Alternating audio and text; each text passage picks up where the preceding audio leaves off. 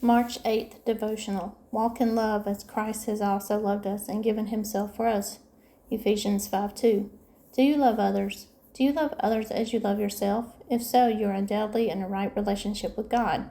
But if you find yourself focusing all of your attention on your own life, exclusive of others, you can know for a fact that you haven't loved yourself the way you need to. All the love you need is totally available to you right now. God is ready to love you so powerfully that your love for others will become automatic and natural. Who is most important in your love life, yourself or others? Chapter 18. Valancy was acquainted with Barney by now, well acquainted, it seemed, though she had spoken to him only a few times. But then she had felt just as well acquainted with him the first time they had met. She had been in the garden at twilight hunting for a few stalks of white narcissus for Cicely's room, when she heard the terrible all-gray blossom coming down through the woods from the mistwas. One could hear it miles away. Valancy did not look up as it drew near, thumping over the rocks in the crazy lane. She had never looked up, though Barney had gone racketing past every evening since she had been at Roaring Abel's. This time he did not racket past. The old gray blossom stopped with even more terrible noises than it made going. Valancy was conscious that Barney had sprung from it and was leaning over the ramshackle gate. She suddenly straightened up and looked into his face. Their eyes met. Valancy was suddenly conscious of a delicious weakness.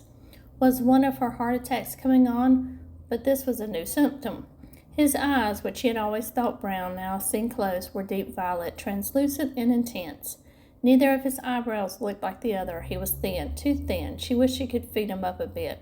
She wished she could sew the buttons on his coat and make him cut his hair and shave every day. There was something in his face. One hardly knew what it was. Tiredness, sadness, disillusionment.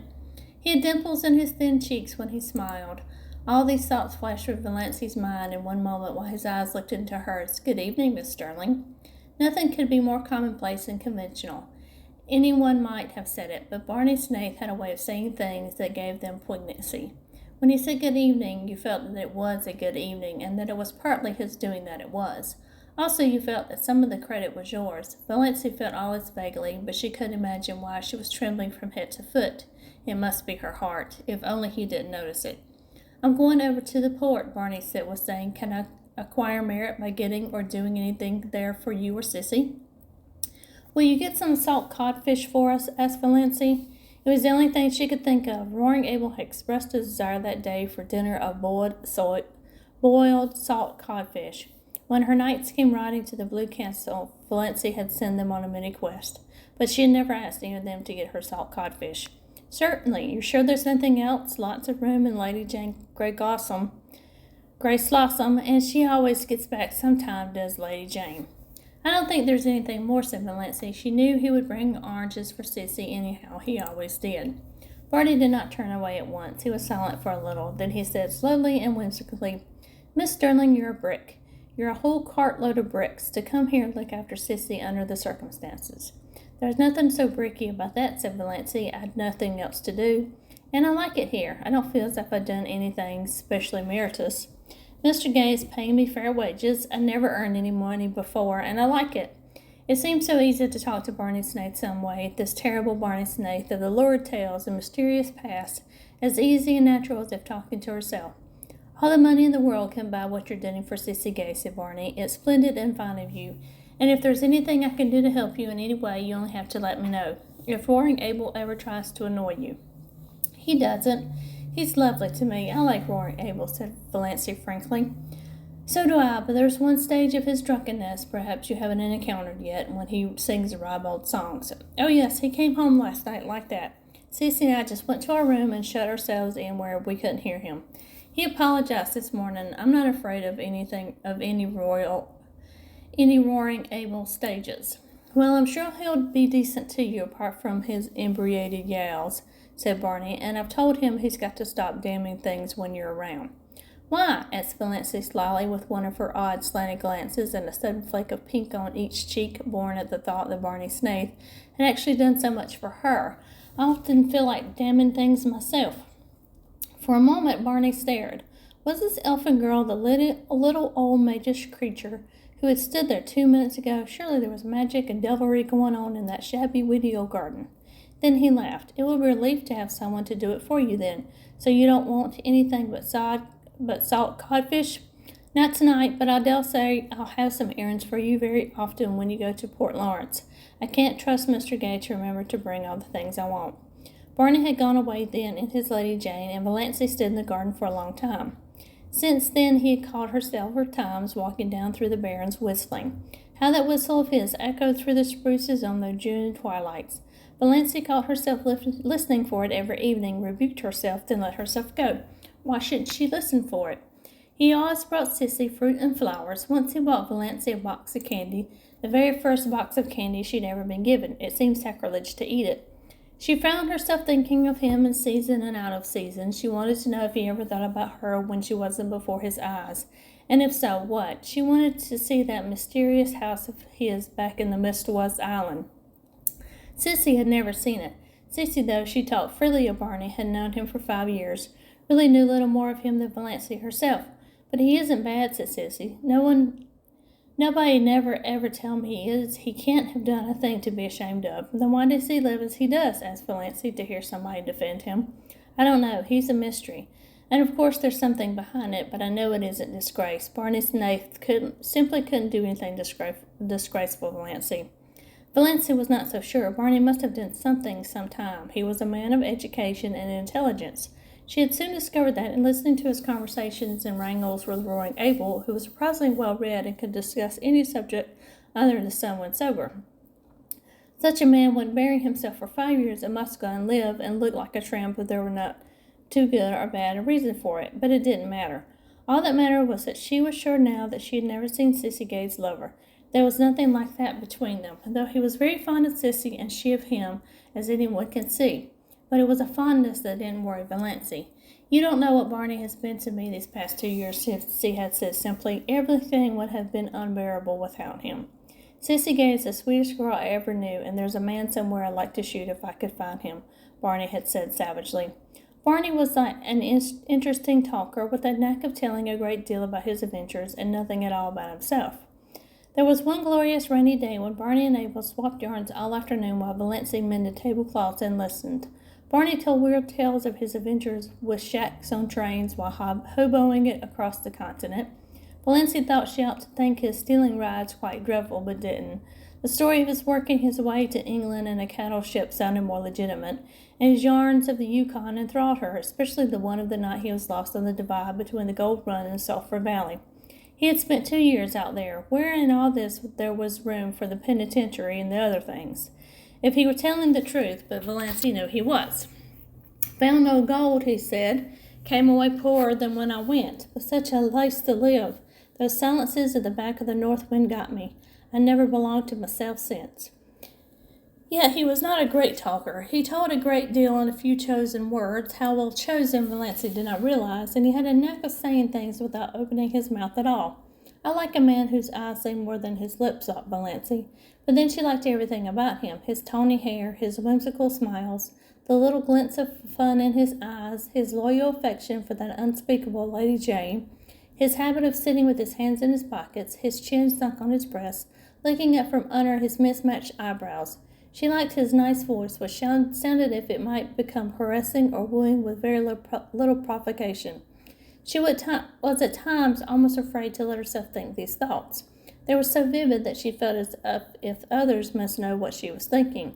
I've been watching a woodpecker all day, he said one evening on the shaky old back veranda.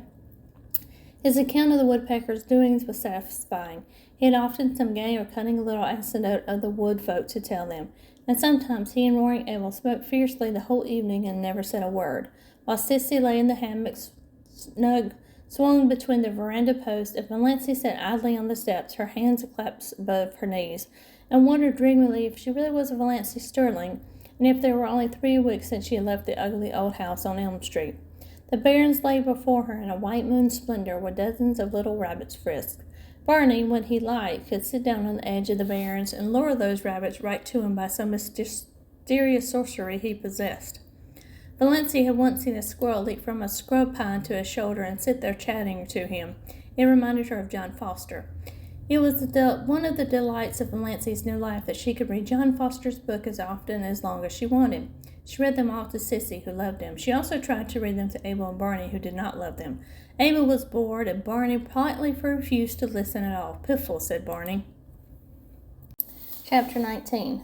Of course, the Sterlings had not left the poor maniac alone all this time, or refrained from heroic efforts to rescue her perishing soul and reputation. Uncle James, her lawyer, had helped him as little as his doctor, came one day, and finding Valancey alone in the kitchen, as he supposed, gave her a terrible talking to. Told her she was breaking her mother's heart and disgracing her family. "But why?" said Valancey, not ceasing to scour her porridge pot lucently. "I'm doing honest work for honest pay. What is there in that is disgraceful?" "Don't quibble, Valancey," said Uncle James solemnly. "This is no fit place for you to be, and you know it. Why, I'm told that jailbird Snaith is hanging around here every evening." "Not every evening," said Valancey reflectively. "Not quite every evening." "It's insufferable," said Uncle James violently. "Valancey, you must come home. We don't judge you harshly. I assure you we won't. We will overlook all this." "Thank you," said Valancey. "Have you no sense of shame?" demanded Uncle James. "Oh, yes. But the things I am ashamed of are not the things that you are ashamed of." Valancey proceeded to rinse her dishcloth meticulously. Still was Uncle James patient. He gripped the sides of his chair and ground his teeth.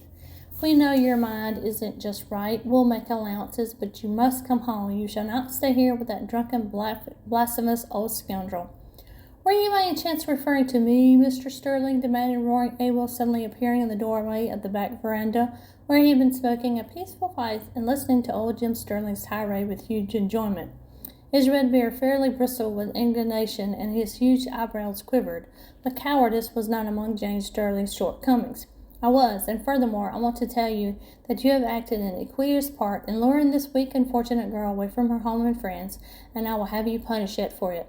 James Sterling got no further, and roaring Abel crossed the kitchen at a bound, caught him by his collar and his trousers, and hurled him through the doorway and over the garden paling with a little apparent effort, as he might have employed it whisking a troublesome kitten out of the way.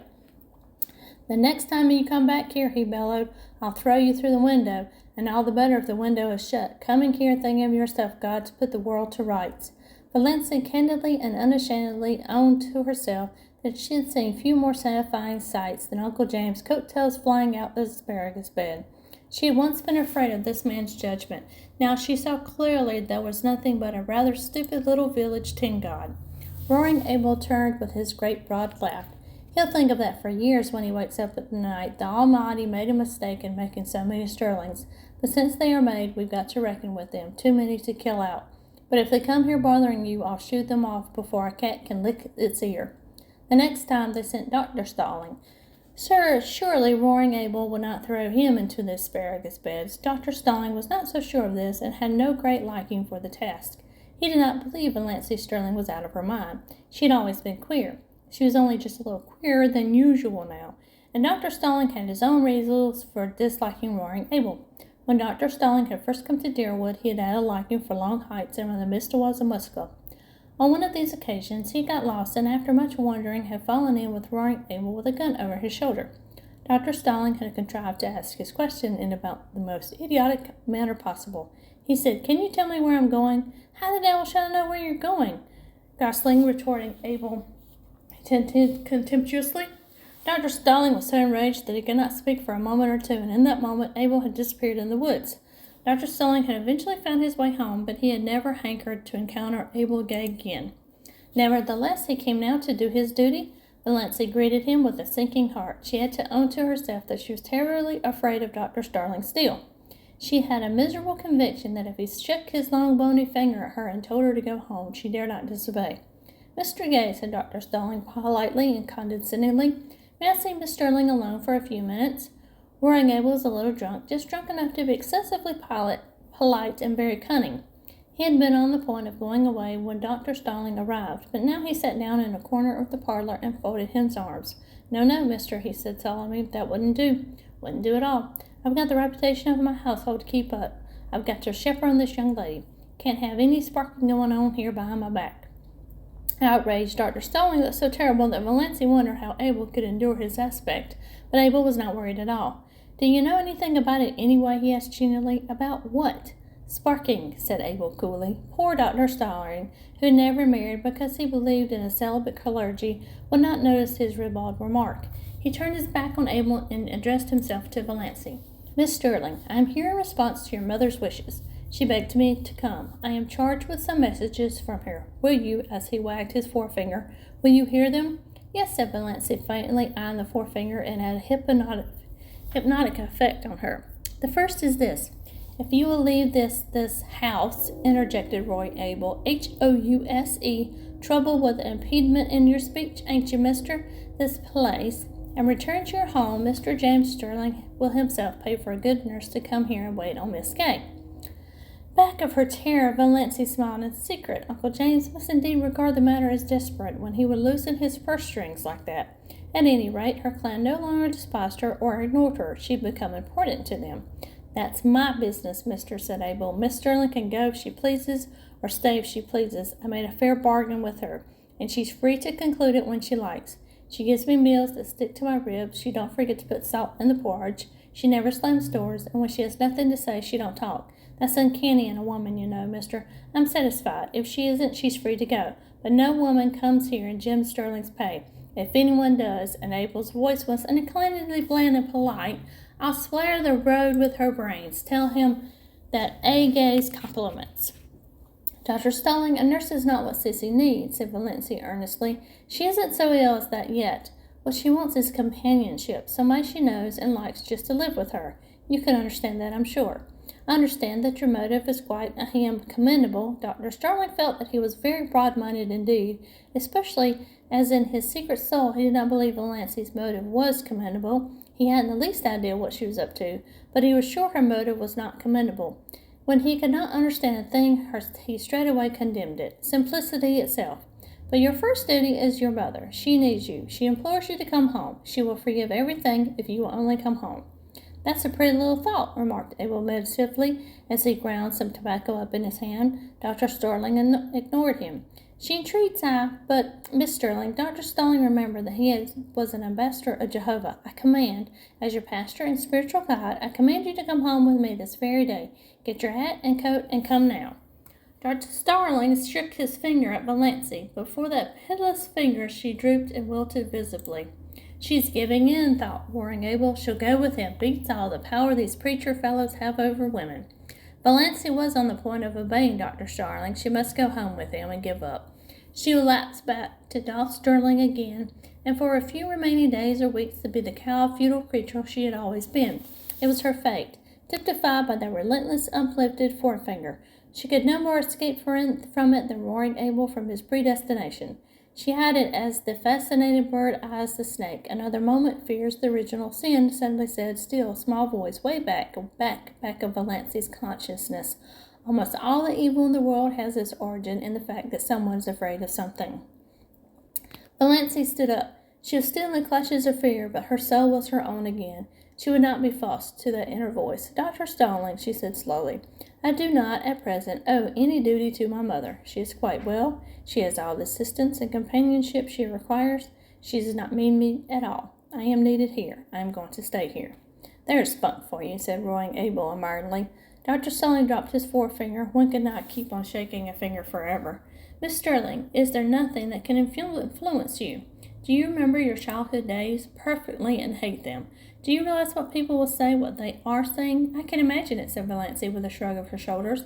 She was suddenly free of fear again. "I haven't listened to the gossip of Deerwood tea parties and soda circus 20 years for nothing. But, Dr. Starling, it doesn't matter in the least to me what they say, not in the least."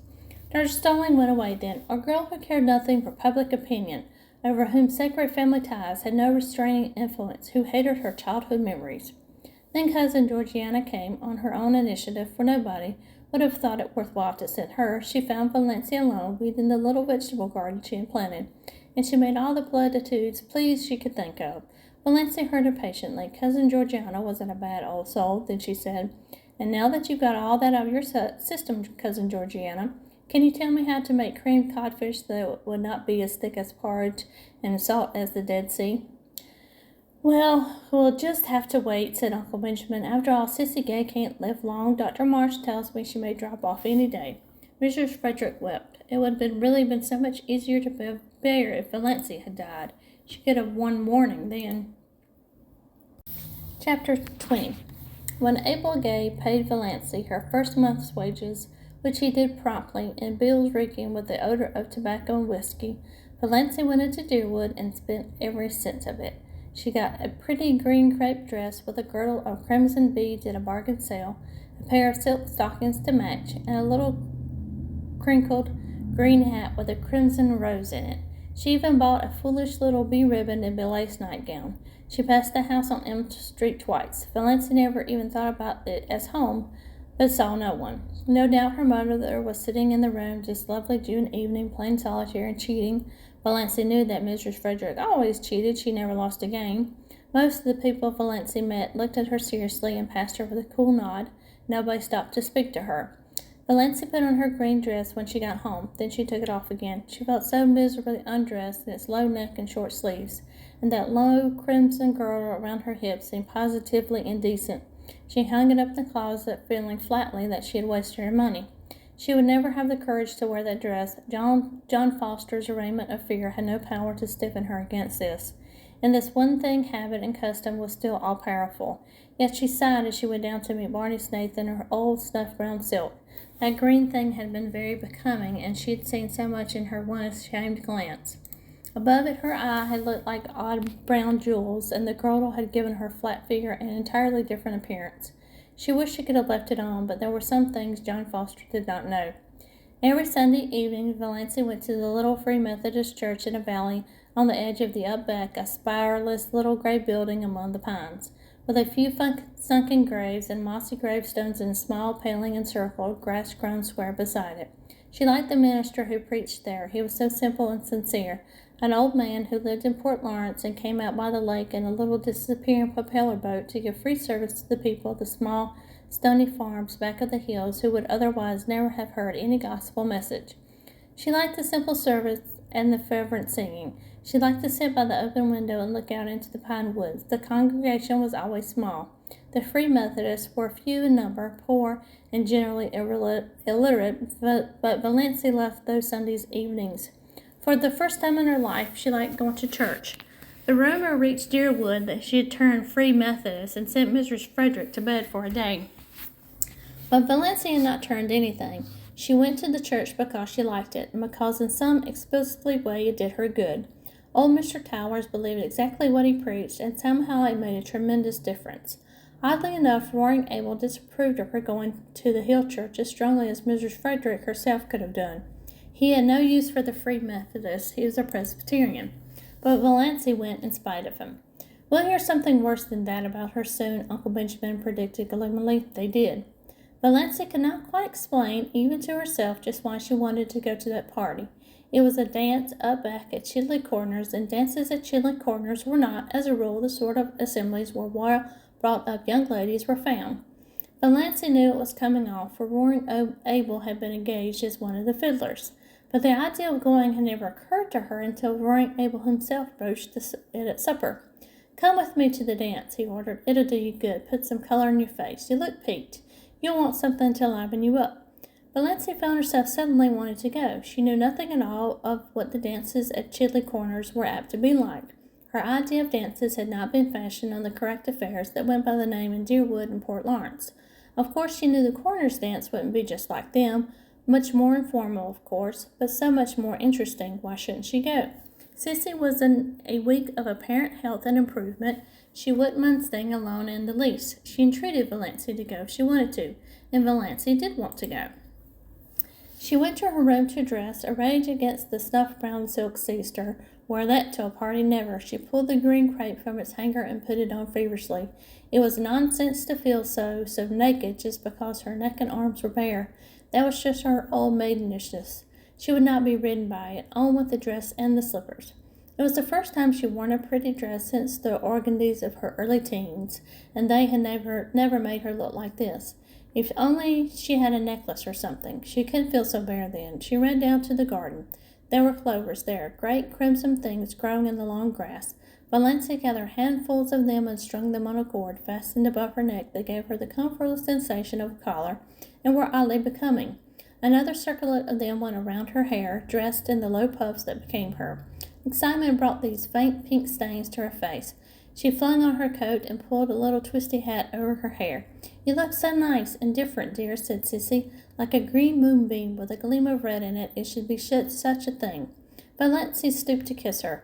"I don't feel right about leaving you alone, Sissy." "Oh, I'll be all right. I feel better tonight than I have for a long while. I've been feeling badly to see you sticking here so closely on my account. I hope you'll have a nice time. I was never at a party at the Corners, but I used to go sometimes long ago to dances up back. We also had good times. And you needn't be afraid of Father being drunk tonight. He never drinks when he engages to play for a party. But there may be liquor. What will you do if it gets rough?"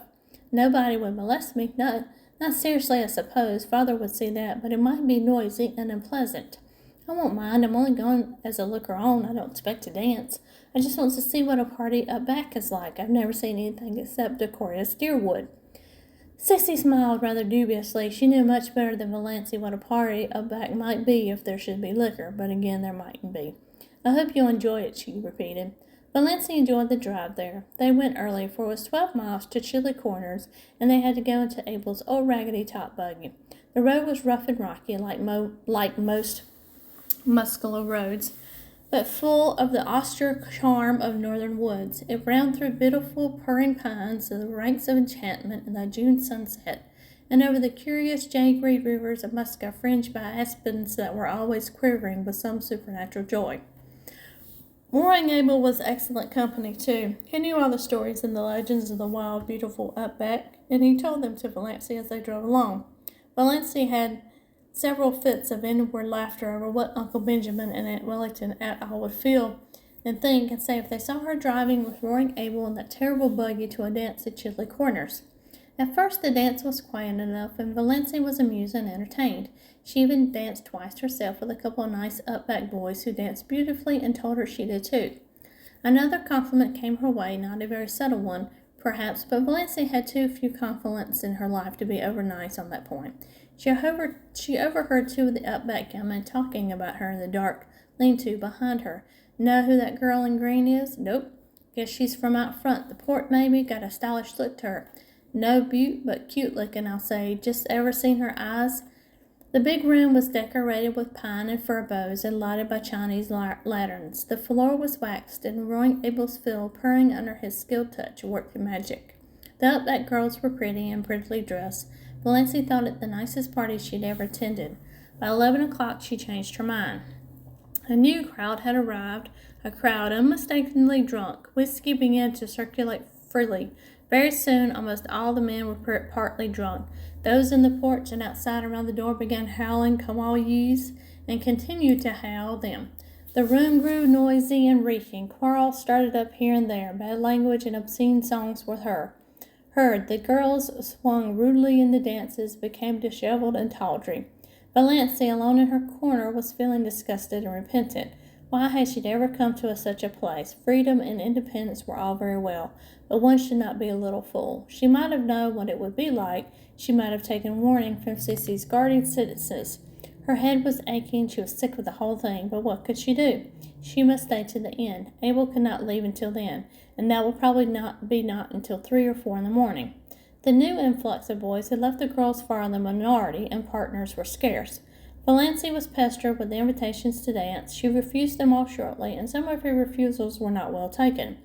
There were muttered oaths and sullen looks. Across the room she saw a group of strangers talking together and glancing meaningly at her. What were they plotting? It was at this moment that she saw Barney Snaith looking over in the heads of the crowds at the doorway. Valancy had two distinct convictions. One, that she was quite safe now, and the other was that this was why she wanted to come to the dance. It had been such an absurd hope that she had not recognized it before, but now she knew she'd come because of the possibility that Barney might be there too.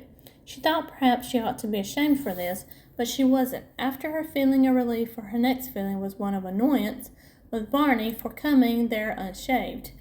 Surely he might have had enough self-respect to groom himself up decently when he went to a party. There he was, bareheaded, bristly chinned, in his old trousers and his blue homespun shirt. Not even a coat.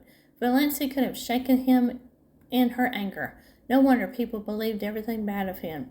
But she was not afraid any longer. One of the whispering group left his comrades and came across the room to her, through the whirling couples that now filled it uncomfortably. He was a tall, broad-shouldered fellow, not ill-dressed nor ill-looking, but unmistakably half-drunk. He asked Valancy to dance. Valancy declined civilly. His face turned livid. He threw his arm about her and pulled her to him. His hot, whiskied breath burnt her face. "We won't have a fine lady airs here, my girl. If you ain't too good to come here, you ain't too good to dance with us. Me and my pals have been watching you. You've got to give us each a turn and a kiss to boot." Valancy tried desperately and vainly to free herself. She was being dragged out into the maze of shouting, stamping, yelling dancers. The next moment, the man who held her went staggering across the room from a neatly planted blow on the jaw, knocking him down, whirling couples as he went. Valancy felt her arm grasped.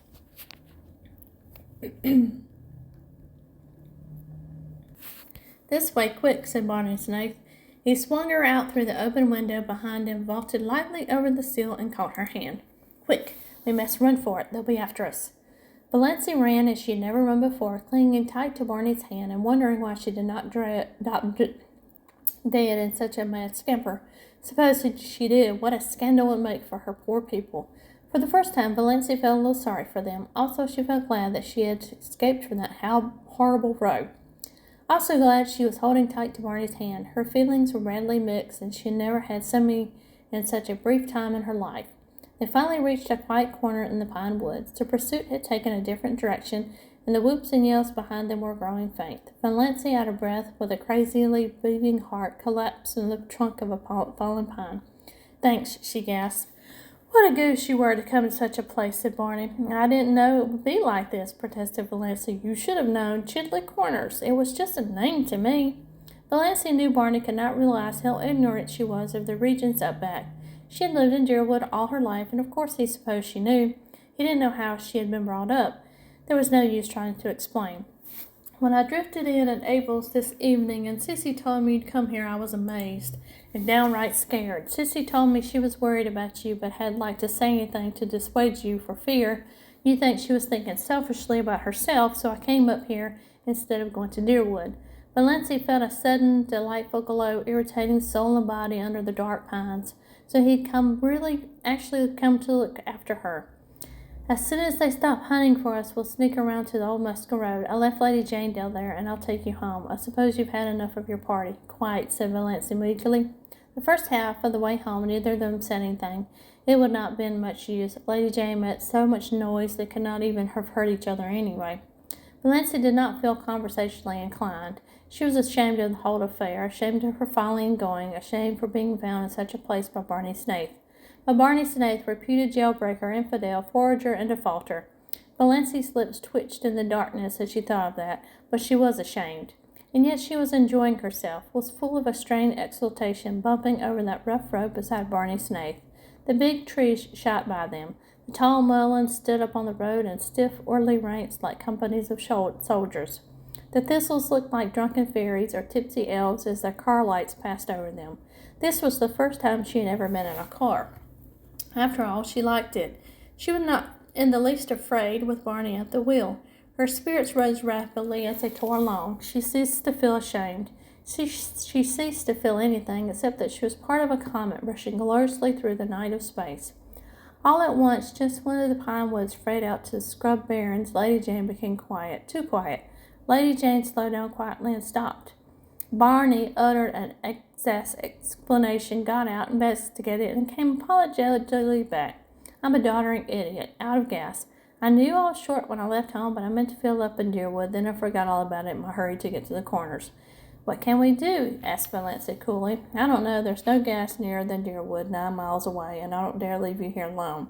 There's always tramps on this road, and some of the crazy fools back at the Corners may come straggling along presently.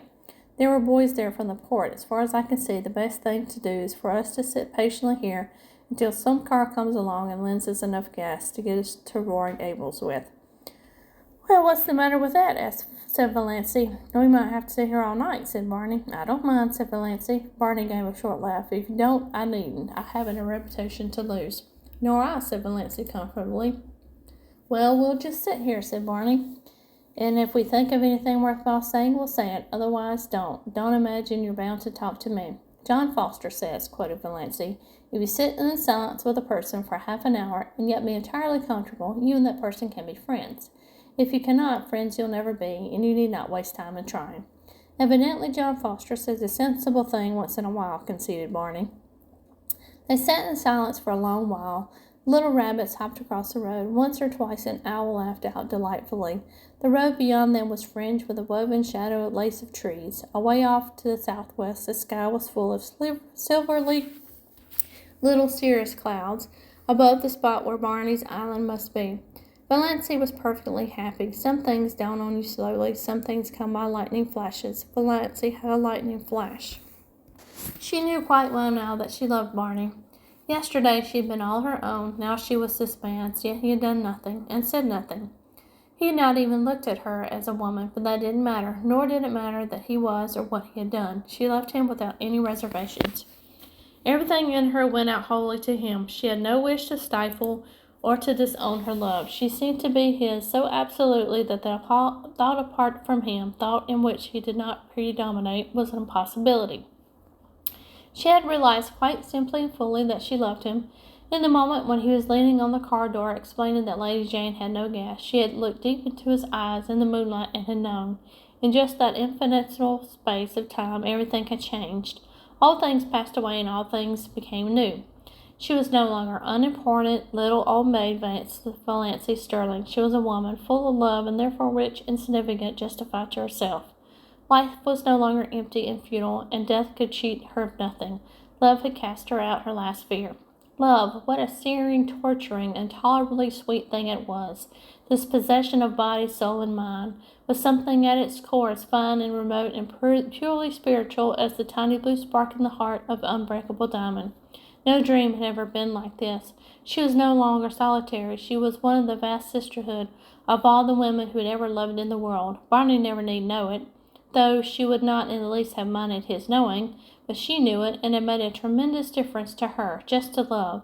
She did not ask to be loved. It was rapture enough just to sit there beside him in silence, alone in the summer night, in the white splendor of moonshine, with the wind blowing down on them out of the pine woods. She had always envied the wind, so free, blowing where it listed, through the hills, over the lakes. What a tang and what a zip it had! What magic of adventure! Valancy felt if she had exchanged her shop-worn soul for a fresh one, fire new from the workshop of the gods.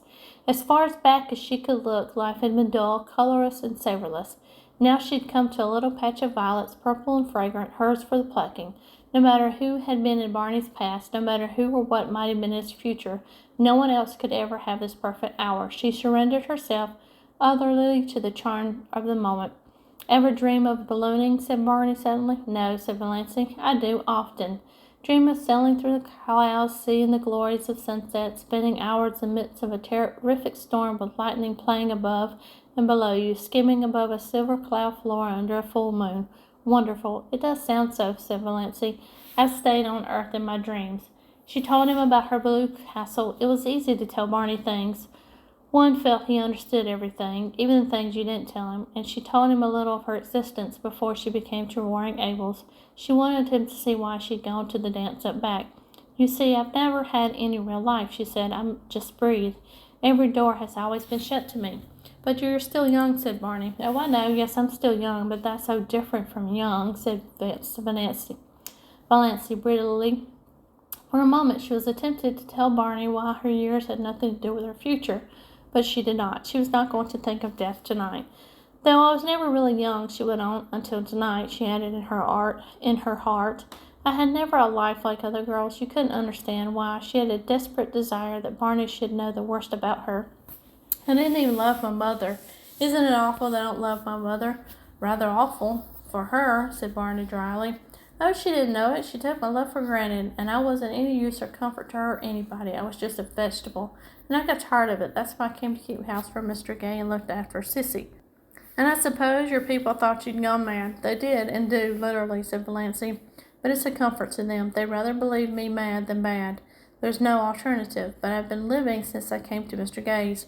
It's been a delightful experience, and I suppose I'll pay for it when I have to go back, but I'll have had it. That's true, said Barney. If you buy your experience, it's your own. So it's no matter how much you pay for it. Somebody else's experience can never be yours. Well, it's a funny old world.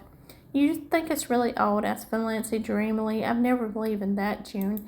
It seems so young tonight somehow, in the quivering moonlight, like a young white girl waiting. Moonlight here on the verge of Upback is different from moonlight anywhere else, agreed Barney. It always makes me feel so clean somehow, body and soul, and of course the age of gold always comes back in spring. It was 10 o'clock now. A dragon of black cloud ate up the moon. The spring air grew chill. Valancy shivered. Barney reached back into the innards of Lady Jane and clawed up an old tobacco-scent overcoat. Put that on, he ordered. Don't you want it for yourself, said Valancy. No, I'm not going to have you catching cold on my hands. Oh, I won't catch a cold. I haven't had a cold since I came to Mr. Gay's, though I've done some foolish things. It's funny, too. I used to have them all the time. I feel so selfish taking your coat.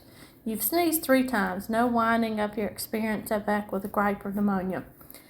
He pulled it up tight about her throat and buttoned it on her. Valancy submitted with secret delight. How nice it was to have someone look after you so. She snuggled down into the tobacco-y folds and wished the night could last forever. 10 minutes later, a car swooped down from them but back. Barney sprang from Lady Jane and waved his hand. The car came to a stop beside him. Valancy saw Uncle Wellington and Olive gazing at her in horror from it. So Uncle Wellington had a car, and he must have been spending the evening up at Mistwab with Cousin Herbert. Valancy almost laughed out loud at the expression on his face as he recognized her. The pompous, bewhiskered old humbug. Can you let me have enough gas to take me to Deerwood? Barney was asking politely, but Uncle Wellington was not attending to him. Valancy, I'll have you came here, he said sternly. By chance or God's grace, said Valancy. With this jailbird at 10 o'clock at night, said Uncle Wellington. Valancy turned to Barney. The moon had escaped from its dragon, and in its light her eyes were full of deviltry. Are you a jailbird? Does it matter, said Barney, gleams of fun in his eyes. Not to me, I only asked out of curiosity, continued Valancy. Then I won't tell you. I never satisfy curiosity. He turned to Uncle Wellington, and his voice changed suddenly. Mr. Sterling, I asked if you could let me have some gas. If you can, well, good. If not, we are only delaying you unnecessarily. Uncle Wellington was in a horrible dilemma to give gas to this shameless pair, but not to give it to them, to go away and leave them here in the Mistwood woods until daylight likely. It was better to give it to them and let them get out of sight before anyone else saw them. Got anything to get the gas in? He grunted surly. Barney produced a 2-gallon measure from Lady Jane. The 2 men went to the rear of the Sterling car and began manipulating the tap. Valancy stole sly glances at Olive over the collar of Barney's coat. Olive was sitting grimly straight ahead with an outraged expression. She did not mean to take any notice of Valancy. Olive had her own secret reasons for feeling outraged. Cecil had been in Deerwood lately and of course had heard all about Valancy. He agreed that her mind was changed and was exceedingly anxious to find out whence the derangement had been inherited. It was a serious thing to have in the family, a very serious thing. One had to think of one's descendants. She got it from the Wansboroughs, said Olive positively. There's nothing like that in the Sterlings, nothing. I hope not. I certainly hope not, Cecil had responded dubiously. But then, to go out as a servant from what it practically amounts to, your cousin. Poor Olive felt the implication. The Port Lawrence Prices were not accustomed to ally themselves with families whose members worked out. Valancy could not resist temptation. She leaned forward. Olive, does it hurt? Olive bit stiffly. Does what hurt? Looking like that. For a moment, Olive resolved she would take no further notice of Valancy. Then duty came uppermost. She would not miss that opportunity. Doth, she implored, leaning forward also. Won't you come home? Come home tonight? Valancy yawned. You sound like a revival meeting, she said. You really do. If you come back, all will be forgiven. Yes, said Olive agreeably. Wouldn't it be splendid if she could induce the prodigal daughter to return? We'll never cast it up to you, Doss. There are nights when I cannot sleep for thinking of you. And me having the time of my life, said Valancy, laughing. Doss, I can't believe you're bad. I've always said you could be bad. I don't believe I can be, said Valancy. I'm afraid I'm hopelessly proper. I've been sitting here for 3 hours with Barney Snaith, and he hasn't even tried to kiss me. I wouldn't have minded if he had, Olive. Valancy was still leaning forward, and her little hat with its crimson rose was tilted down over one eye. Valancy smiled. What had happened to Valancy? She looked not pretty. Doss can be pretty, but provocative, fascinating, yes, abominably so. Olive drew back. It was beneath her dignity to say more. After all, Valencia must be both mad and bad. Thanks, that's enough, said Barney behind the car. Much obliged, Mr. Sterling. 2 gallons, 70 cents, thank you. Uncle Wellington climbed foolishly and feebly into his car. He wanted to give Snaith a piece of his mind, but dared not.